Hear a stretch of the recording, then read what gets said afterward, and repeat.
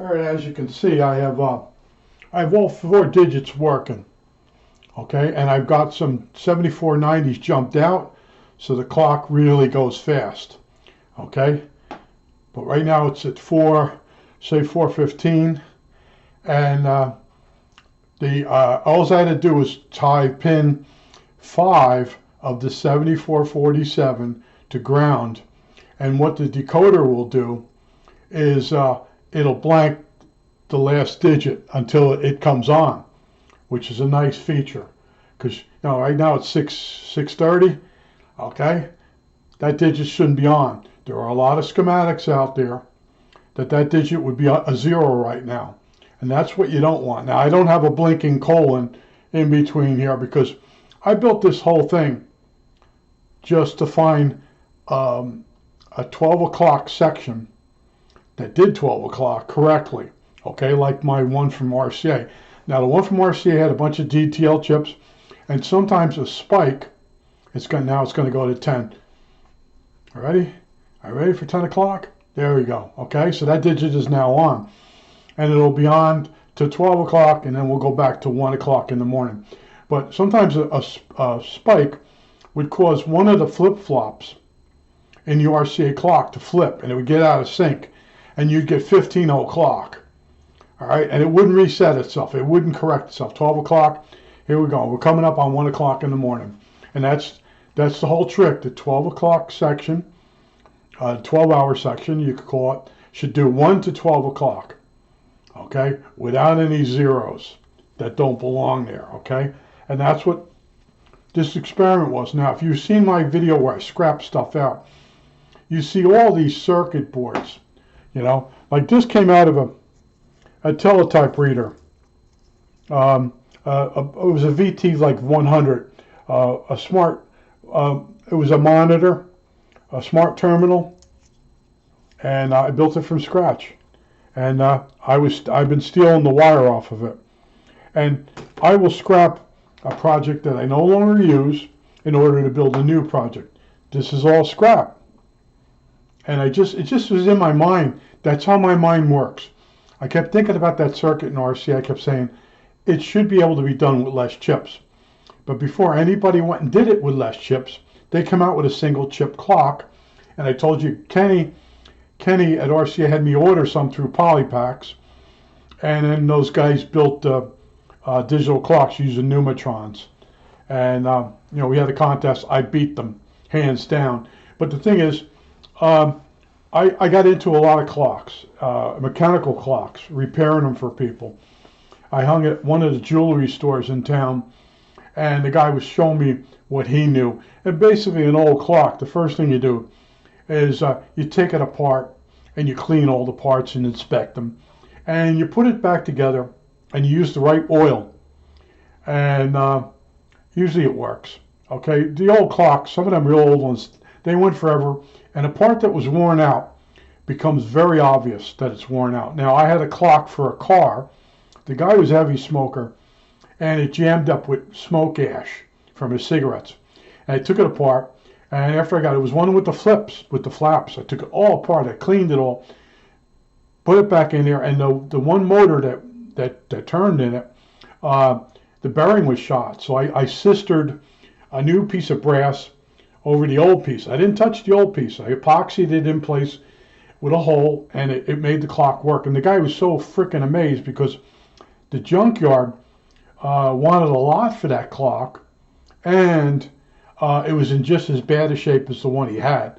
And just the one part, from the way the motor sat in there, from gravity pulling down on it, this one end bearing for the motor, a gear system, would wear out real bad, and it would jam up. Plus, he had all the crap. The guy was a heavy smoker. It was all nicotine loaded.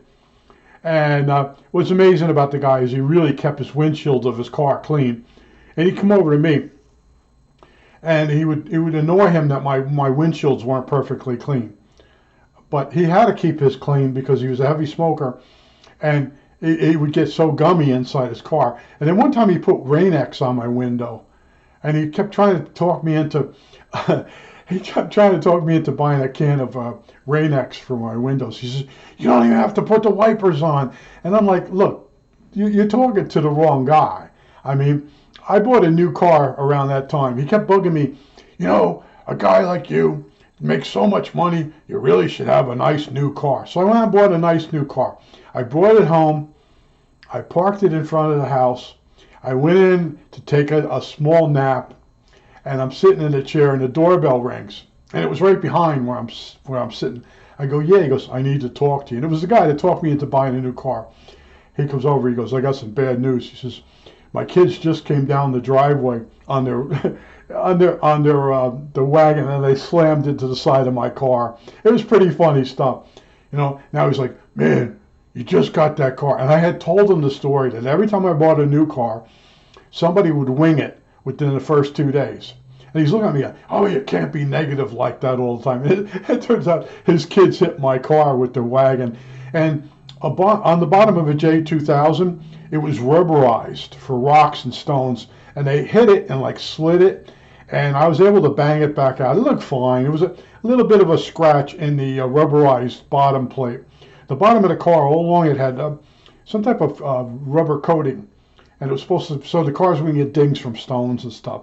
But it was so funny. Here's the guy, you got to be more positive when you buy a new car. But every time I bought a new car, somebody had hit it within the first 3 days. That's one of those things where I started getting to be paranoid with cars, And someone says, oh yeah, you can't be paranoid all the time. And like that one woman, I told you the story once before. She says, I noticed you're going down your backyard to the other road and walk. I said, well, every time I walk down the street, someone comes out and tells me someone has died. Oh, you can't think like that. She's going on. So I said, all right. So I left there, and I was coming out to go down the street.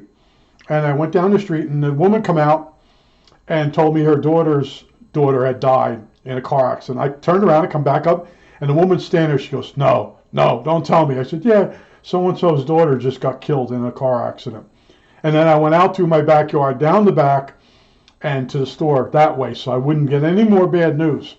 And it was just a funny thing. But she's like, what are the odds? And I said, no, those odds follow me around. I told you the reason I'm going out the back, because every time I go down the street, someone walks up to me and gives me bad news. Now, you talked me into going out the front of the house and down the street, and I did it in front of you, and a woman come out and gave me bad news, and then I was like, holy crap. Yeah, that's my life. And then the other thing too, when I bring my garbage can in once a week, this is impossible. This can't possibly happen, but it happens all the time to me. I'll bring the garbage can up to the side of the house, and the backyard's wet. And I bought new sneakers, and I don't want to get them wet in the backyard walking to put the garbage can back there. So I'll leave it on the side of the house. Perfectly nice day. Nice day when I brought the garbage can in. 20 minutes later, a big squall is coming through. And the garbage can will flip over. I'll hear a big bang. I always say to myself, gee, that sounds like thunder. No, that's my totes popping over. And then I go out and I pick it all up and I put it in the back of the house. I can't tell you how many times that's happened to me. All right. Oh, and after the squall knocks the garbage can over, not a squirrel, a squall, like a storm, it doesn't happen again. Okay, I put it away and the wind don't happen until the next garbage night. And then I went through this series of what I told you, I cleaned the neighborhood up, and they put recycling out every other week, and people really load up the barrel that we used to have, and we have a bigger totes now so it don't spill, but they load up the barrel, and the stuff would blow off from the top of the barrel, and it would always, garbage night and recycling night would always be super calm. The next morning, when this stuff was put out by people, or out there, it would blow all around. All right, and then we'd have the meeting with the neighborhood watch thing or whatever. They would tell everybody put their recyclables in a plastic bag, and they do that once or twice, and then it would be right back to it. So me picking up the neighborhood, what I do is I pick up the bottles, the bottled water bottles and all that stuff. I throw it in the garbage bag. It goes out as garbage. I do not separate the garbage I pick up from the recyclables that I pick up. But it's funny. But think about what I did. I built an entire circuit just to get back to where I was in RCA with less parts. And I knew somebody had figured it out. And I want to tell you, if you've been following this, that circuit's a trick circuit. You better have the right chip in there. And I don't mean the right number. I mean the right speed, or it's gonna screw up. Okay, but I got it done. You know, I could think, boy, was that bugging me. You know, and now I can take that apart now that I know what the trick is, and that's what I do. And that's why when I was scrapping it out, the guy, you got to stop hand wiring circuit boards. You got to. By the time that guy gets done spouting, I've already built another project. Okay, that's what people don't understand about me. I show you what I'm working on. Okay, not what I'm gonna. I keep getting recommended those people, the cars. This car's been in a barn for 20 years. Will it start? And then they start it, and the guy drags it home. And then, like I said, when I was talking, well, I got this car, I only paid $500 for it. You look over his shoulder and you see the backyard's full of cars. And he's telling, I'm going to do this. I'm going to do shit. He don't do squat. And they keep recommending these guys to me. And I know the game. I worked with a guy that talked about redoing a car. Well, there was more than one. None of them have finished their cars. Okay? And the one guy never started. He has no tools. He's 67 years old. It ain't going to happen. And I could tell you more about the guy, but it was really annoying working with him. Okay? But notice the circuit's working, and someone's going to say, how come it's going so fast? Well, I told you at the beginning of the video, I jumped stuff out so you could see the operation. You know, and then some people want to see the seconds. How come you don't have seconds? I don't like watching time fade away or melt away. You know, you look over at the clock and it's bad enough the minutes change, but you want to watch the seconds, and those seconds, you can't get that time back. I had this stupid teacher in high school, and she said to me, you know, every minute you waste, you can never get that time back. And I'm sitting in school. I have to be there. All right. Now she calls me into her office. She says, you need to try harder. And I started explaining to her what we went through in grammar school. The one teacher figured out I had some type of disability, mental disability. It's dyslexia and attention deficit disorder. They normally go together. I got pretty far in life considering I have these problems. Other people don't have the problems, but they're lazy bastards. Okay? And I look at the guys that can remember notes, they can play music, and they don't get in a band. Oh, I did it for a while. I got tired of doing it. Oh, man, how I'd love to be able to play an instrument and memorize the notes. And you look at people that have all these skills and don't use any of them. Okay, a guy goes to school to be an engineer, and then I said to my mother, "Yeah, how do you make out?" Oh, he's him and his wife are cleaning lobsters in the kitchen for local restaurants. That's how he ended up. And I'm sitting there, you know, I went to tech school, and the company sent me to schools. So it wasn't real bad. And some of the stuff was really hard, and you got to stick it out. And I have this learning disability, and there's kids that would memorize the answers for the questions. But then when you go to the lab, they're lost. They can't take what they memorized and regurgitated in reality.